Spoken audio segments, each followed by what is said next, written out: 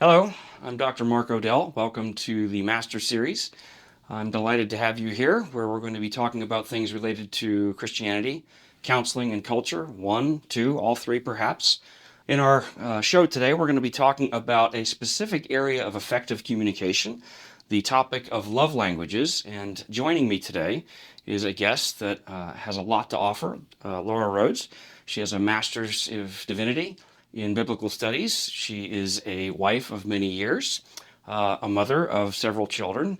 And I suppose I should talk about that. I am married also for a long time and three children as well. So there's a personal and professional confluence there that hopefully is a blessing to everybody. But we're going to be talking about love languages today, which is a topic that has found its way into the popular culture, even though it started off in a more narrow Christian context.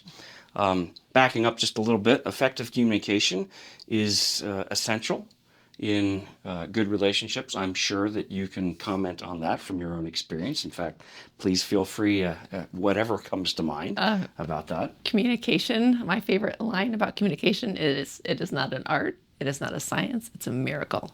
Because it takes two people Or more. or more. But Yeah. we'll be It's hard. limiting our conversation today to the dyadic, and in particular, the spousal relationship or the romantic partner relationship is where we're going to spend most of our time. But a miracle.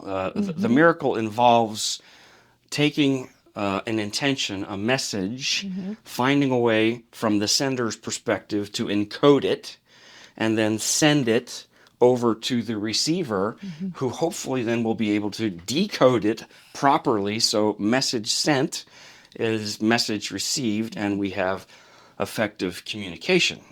There's a lot of things that can go wrong in that. And then as we talk specifically about love, coming from the vantage point that love is probably the most essential ingredient of human relationships. It is really what makes the world go round. And so if love is communicated effectively, things are just better. And if love is not communicated effectively, it's not better. In fact, it can go from not better to worse to horrible to toxic. So really would like to try to avoid that end of the spectrum. And if people are watching and hoping to get some benefit of becoming better at communicating, hopefully this piece on love languages will help get them in a better direction. Because that coding and decoding is nonverbal. That's the part of it. If Yeah, it was it's- just all typed out, we would not be having this discussion if we were just all reading how we thought about each other. But Well, actually, it's think that about that. nonverbal. If we just have texts, how well do texts actually go just smoothly? There's no nonverbal, so you don't know. Right. And so you try to interpret based on where the period is, if they capitalized it properly, and The emojis, right? Yeah. Okay. And there are sometimes like I can't find the emoji that I want, even though there's 4,000 of them. Yeah. I can't find the one that just really does the job. Yeah. So that's a good point. There's verbal and nonverbal, and all that goes together. But I think probably a good place to start is the fact that individuals come from different cultures, different family cultures, different family backgrounds. So in one family, for instance, it takes a half an hour to get in the front door because it's hugs and kisses and greetings and stuff like that. In other families, you might come in and go into the kitchen, grab something out of the refrigerator, have a seat in the living room, and somebody says, "Oh, you're here." When'd you get home? Right, exactly. Yeah. Who are you again? Those kinds of things. So people coming from different cultures are probably going to actually have some difficulties initially lining up their communication so that it is maximally effective. And that's kind of where we get to the idea of love languages. In 1992, a book was published. Dr. Gary Chapman, who was a pastor, the book was called The Five Love Languages. It has been updated, and in fact, as far as I know, the most recent edition came out in 2015, and it does reflect an updated awareness of life in the 21st century. So things about cell phones Wow. that weren't there in 1992 are actually now mentioned somewhere in the book. So it is maybe not up to the minute, but it is definitely close enough. So, but that book made a splash, and as I said before, it's moved its way into the popular lexicon so that even people who don't have a religious background may have heard of this thing called love languages that somehow or other could be helpful in creating more effective communication with a loved one. So, Chapman articulates 5 love languages, and you and I have had some conversations already, and we may, want to discuss: are there 5? What are they? But in the order that he presents them in the book, there are 5. So the first one he Did he talks change about, that when he updated the book? Did he change the order? I don't know. Okay, I haven't read the new one. I Okay. only have the 2015. Okay. So if you're remembering an earlier edition, maybe we could just compare notes here. Okay. I don't remember it that well. It was the 90s. That was a while ago. That was a while ago. So in the book, Dr. Chapman articulates these 5 love languages, and this is the order actually that he presents them, which we'll want to talk about. But the first thing he brings up is words of affirmation. Interesting. That's the number one. Okay. Not necessarily in importance, but just in the order he presents them. So words of affirmation, things like, I appreciate you, I love you, words of affirmation. The second one that he talks about is quality time. So just spending time in the presence of someone, usually doing something, although maybe it doesn't have to be. And again, we're going to talk some more about this. The third one that he brings up is gifts. So that's the third one that he brings up. Interesting order. Yes, it is an interesting order. And then the fourth one that he mentions is acts of service. So doing something for someone as a statement of their value and their love, and there's a wide range there. And then the last one is physical touch. Touch is the last one that he brings up. That's interesting. So you and I have had some good conversation about this topic before. What are your thoughts of all 5 and the order that he has presented them? Does he say why? I mean, that seems maybe a biased order. Well, because I wonder if his I book, were, yeah, so- it's because I wonder if I were to present the 5 love languages, if I would somehow put them in my own order at presenting them. What order might you go with? You would think, from a developmental standpoint, the physical touch would be first, I would totally agree. because you don't have the capacity for words. You Nope. definitely have the ability to discern tones. Yes, that is Early definitely on. true. Wow. That But one's got me. developmentally, I think that's a good point. Yeah. Because in the womb, it is an entirely physical touch environment of Yeah. physical comfort. And then upon being born, it's not terribly comfortable, the birthing process. Well, But in big any hug, event, there's a lot of physical There touch is a lot, that's yes. involved there. Yeah. And then initially, that infant Being held. is being held and nurtured and fed and all of that sort of thing. And again, that's a very powerful physical experience. Right. We also know neonatologists have found that in the womb, in utero, fetuses, Feti? yeah, right. Fetuses have an incredibly enhanced pain capacity. So that physical touch is exceptionally powerful. So I would say I agree with you that developmentally, physical Yeah. touch is the first one to be there. Yeah. I mean, So- they can't even process an act of service. Is fundamentally, developmentally, that is something that they just take for granted, So I Yes. would think that, and gifts would be sort of lower, and the quality time So we got, yeah. would go with the physical touch part. Do you think there's 5, or do you think there are 4 or 6 or I have 9? nibbled this a lot. I don't know, because I think you can get kind of picky, and it's maybe an arbitrary categorization, because I come from an Italian American family where food is a for sure love language. That's how you show it. So is that an act of service? Is that a gift? Yes, it is I think it's both. both. Yeah. And that leads to what, we've talked a little bit before. I think it might be useful to think of some of the languages as kind of hybrids, combinations of one or more. Right. So developmentally, I think physical touch is there. That doesn't necessarily make it number one or like the most important love language for a person, but I think it's the first one that you have any experience with. And it probably makes you question, as a counselor, when it is low on the totem pole, what maybe happened That's a great, along the road yes. to That, get that yeah, moved down. and we're going to get to that in just a minute. But that's a very good point about our love language is changeable, I and think they are completely adaptable and to by way of family. preview, we're bearing the lead. But by way of preview, I think that's true. I think Yeah. they are changeable, and but we'll get there in just a minute. Okay.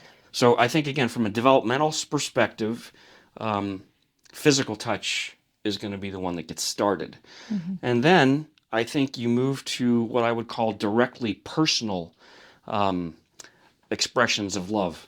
So words of affirmation, I love all of you, just doesn't have the I love same cheeseburgers. bang, right? Yeah. Not the same bang for the buck as something that's personally directed. So I think words of affirmation, quality time is developmental, but I think it's also directly personal. Initially, for an infant, quality time is a given. I don't know how many babies say thank you for spending time with me. So I feel that. Yeah. it's just kind of there. But I also think that moves into the directly personal because a person who's choosing to be with someone else, that's a statement that is being made behaviorally. So directly personal words of affirmation. And I would also say that quality time. And then I think we get to hybrids. I'd say acts of service and gifts are hybrids. Because acts of service, Yeah. they involve probably time. They had better. Well, if they're If going it's to an be, if act. they're going to be, yeah, right. If they're going to be done Yeah. well, right. I think they probably involve some kind of time, but they also need to be personally directed. If somebody washes somebody else's car and they're like, I really wanted to take that to the shop to get it done, that might not be Or that's generically my very off-road successful. Jeep, and Right, I like it muddy. right, right. Yeah.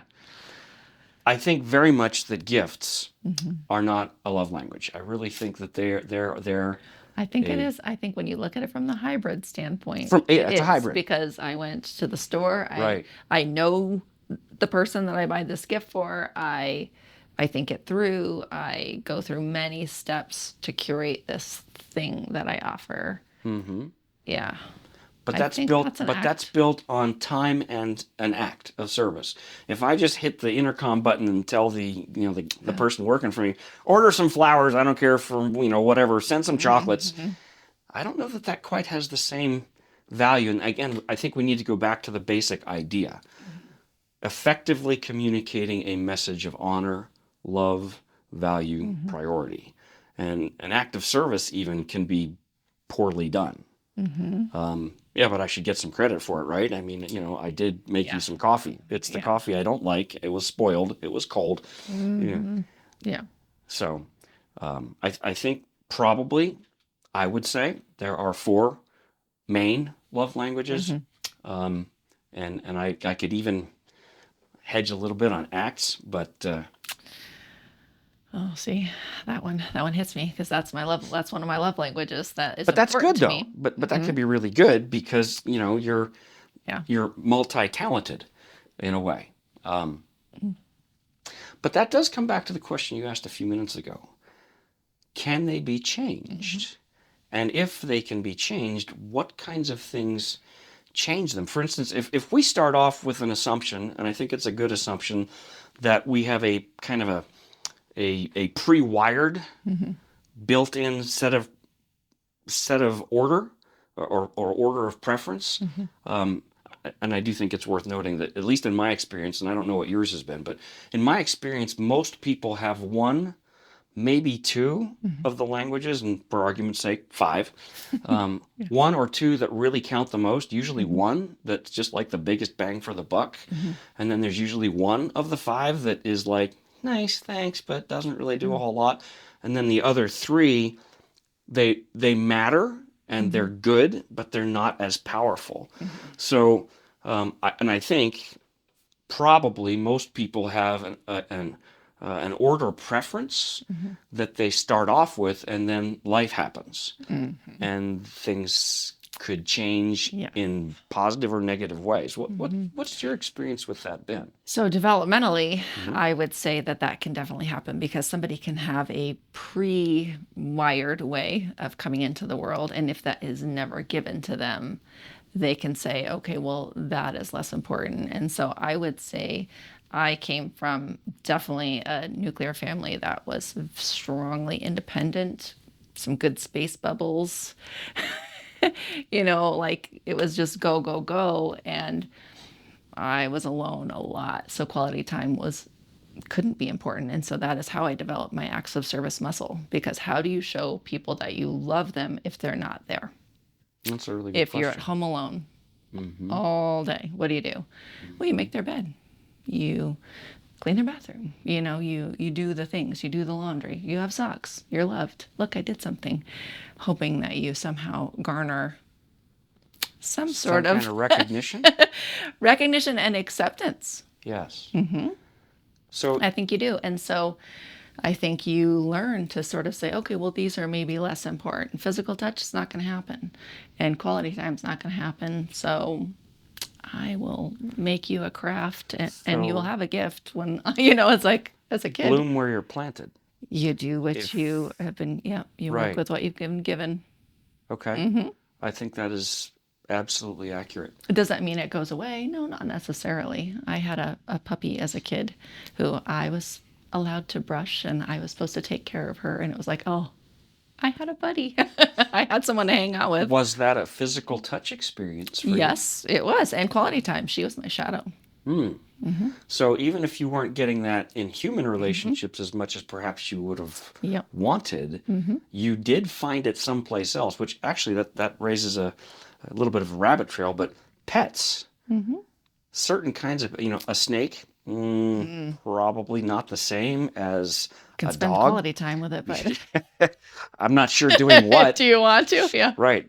Have you ever seen a snake learn tricks? I mean, I No. suppose, but pets have that ready physical touch and quality time piece to it. At least often cats don't. Sorry for people who are listening who are cat people. Yeah. Most cats are kind of like, you're useful to me, but pets do have that ability to scratch that itch, I think, in ways that are pretty significant.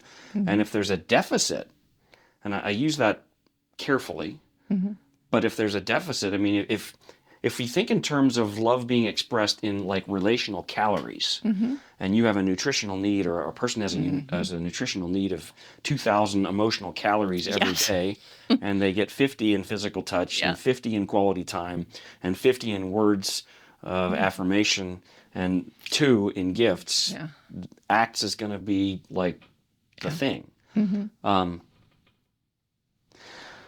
Yeah, so that is one of the ways I think that love languages can be channeled or changed. And I think the other way is weaponizing those love languages. That's why words of affirmation I don't really mention, because those words were not always positive words. My dad was good about positive words, but I would say the rest of the family not so much. And so that's almost negative calories. Yes. In the calorie example Right, there. exactly. It's going to cost you something to be engaged with this person. Yes. So that was.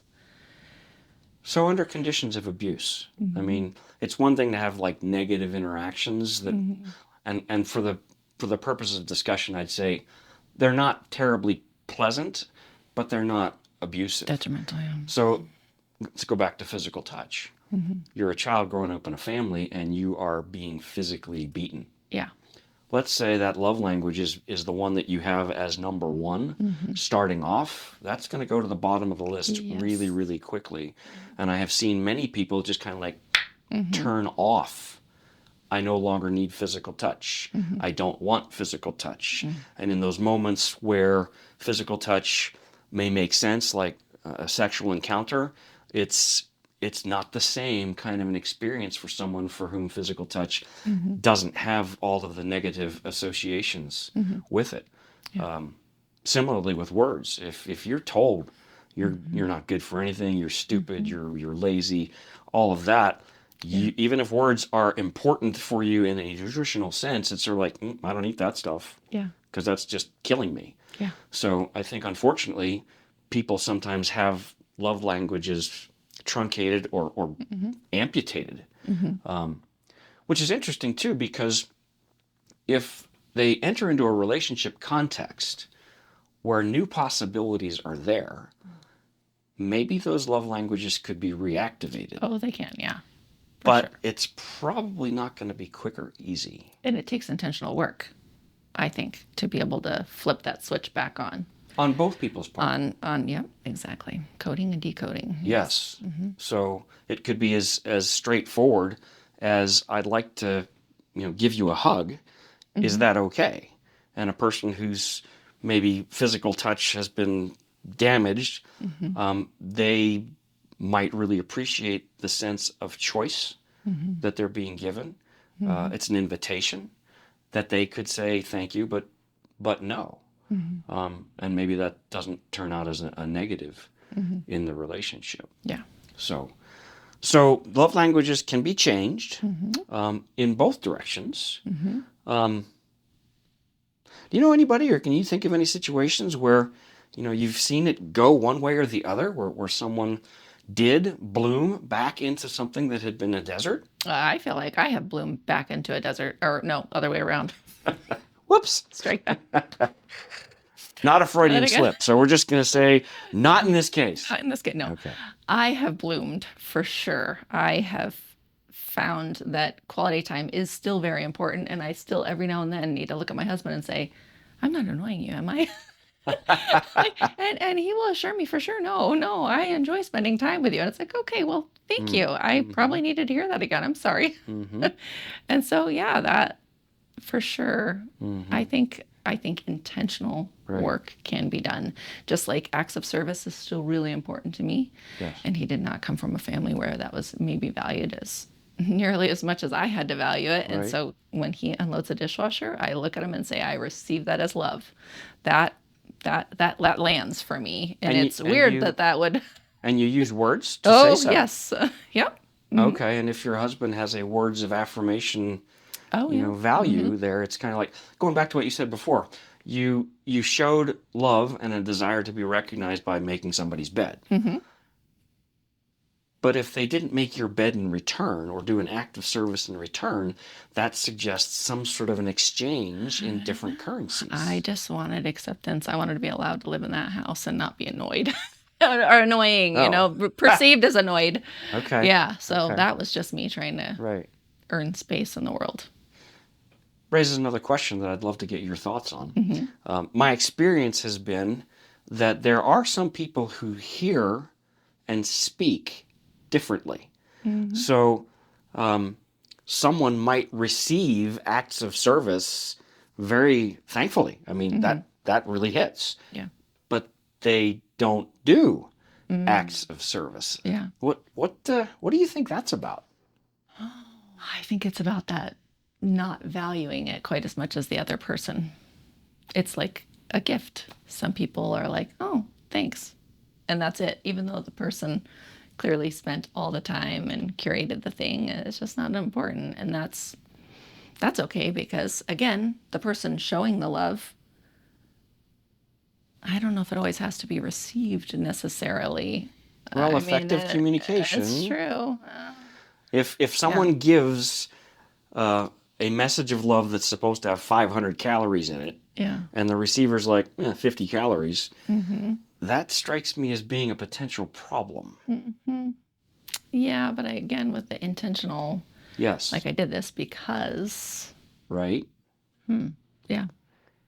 So follow up that conversation between two spouses. I did this because. Okay, I get that.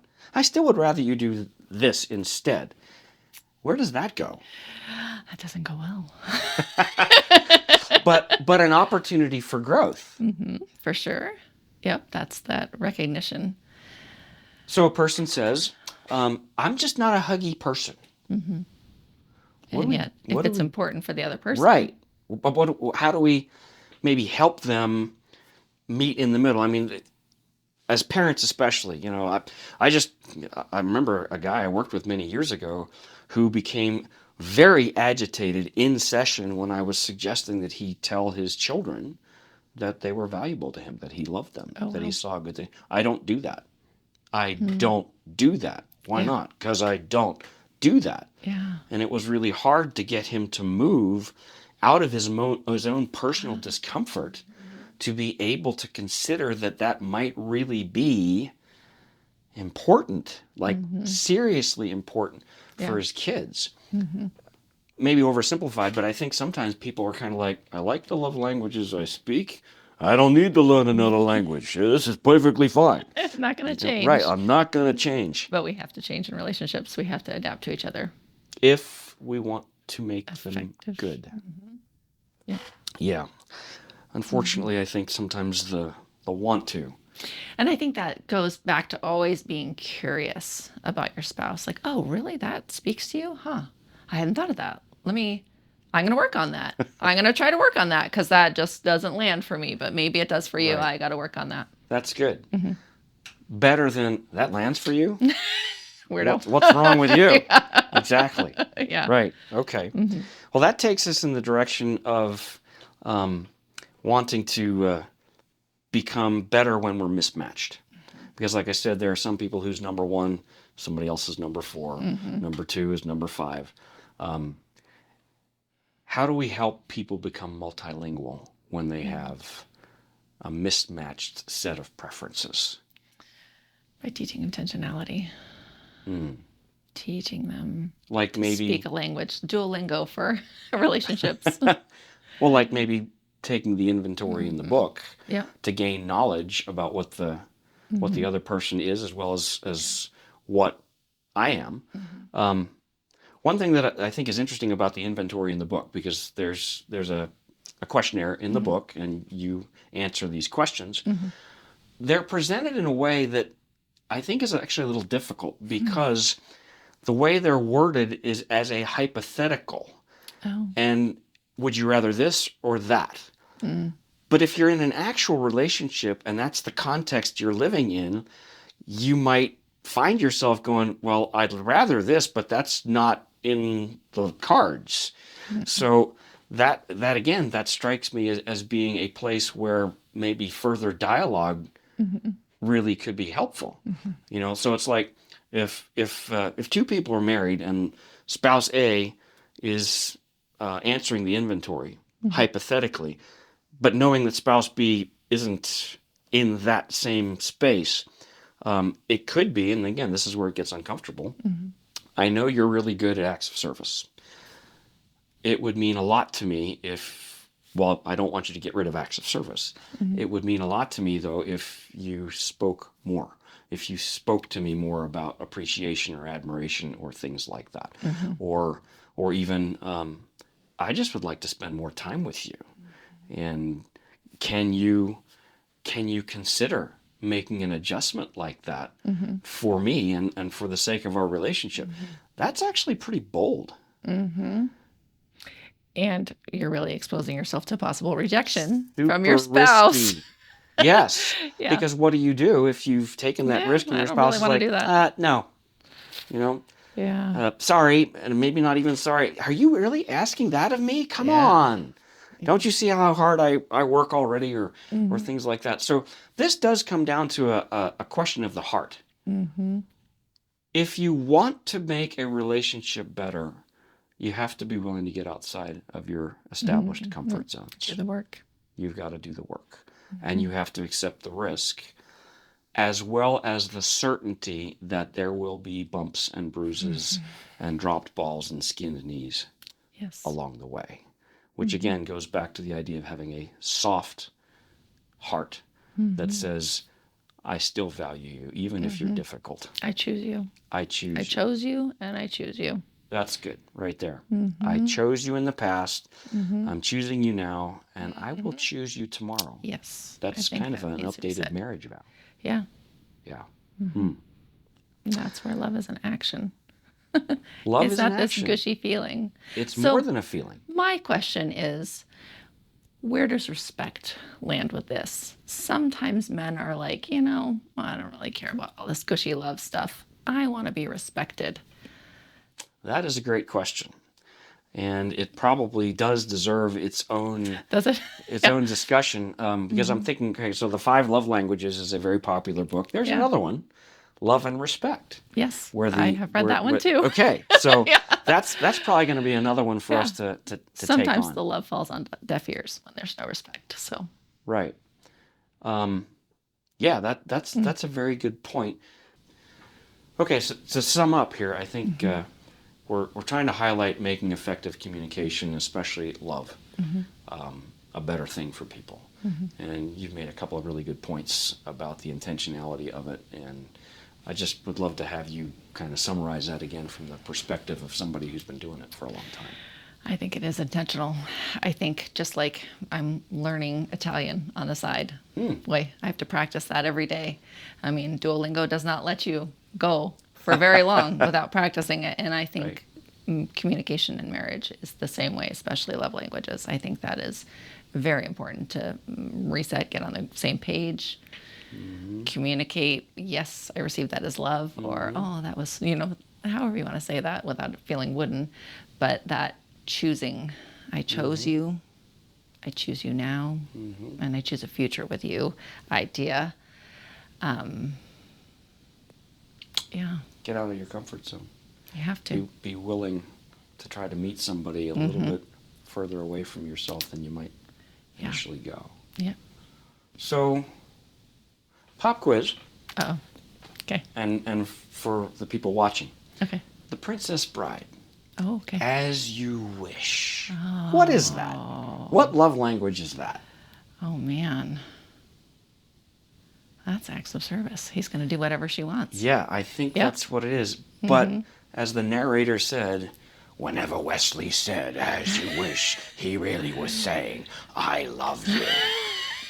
What do we do with that? That's good. Yeah, I don't know. That's good. Yeah. Excellent. Thank you for joining us today. See you next time.